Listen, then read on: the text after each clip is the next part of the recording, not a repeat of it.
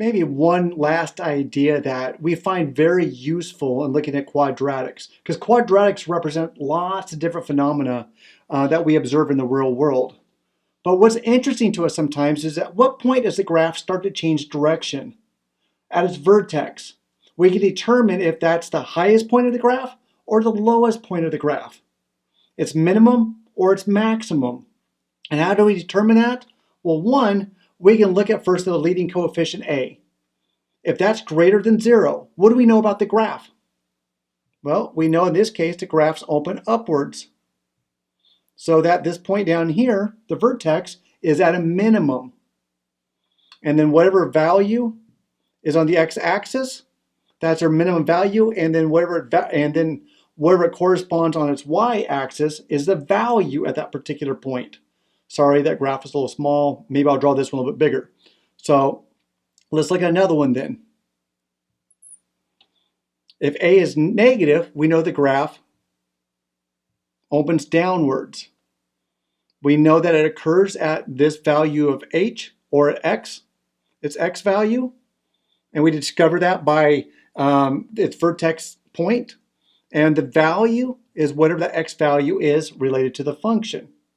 So we can determine minimum and maximum locations and the values at those particular locations as well. So let's look at an example of a generic function.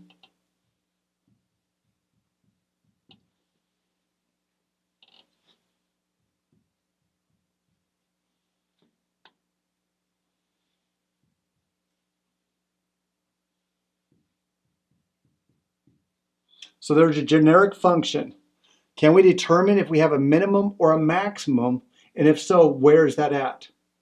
Well, what's the first thing you notice? Well, maybe let's go ahead and write these things down a little bit so we can look at that. I have A equals a -3, B equals a 6, and C equals a -13. So I notice that my A value is negative. So it fills in this position right here. So I'm looking for a maximum point on the graph at the vertex. How do we find out where that vertex is at? Remember, the vertex was -b over 2a. So -b is a 6 all over 2 times the a, which is a -3. That's a -6 over a -6, which produces a +1. And then from there, how do we determine its value? We evaluated it at that, and that becomes -3 times a 1 squared plus a 6 times a 1 minus a 13. Work it down. -3 plus 6 minus 13. -3 looks like a -16. And what does that tell me on my particular graph? It tells me that I have a vertex at the point 1 and -16. That's my maximum point on my graph. Double checking if I made a mistake here. It feels wrong. -3 times, it was a 1 plus a 6 minus a 13. -6 all over 2 times a -3, which is 1. My notes are telling me something different.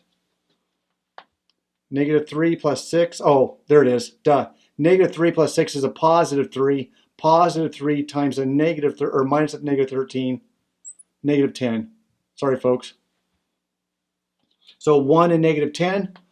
Let's just graph that, just get a sense of what's happening. I have a vertex out over 1 and down 10.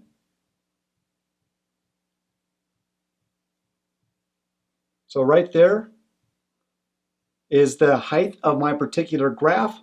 I have a maximum value of -10, and it occurs at the point where x equals 1.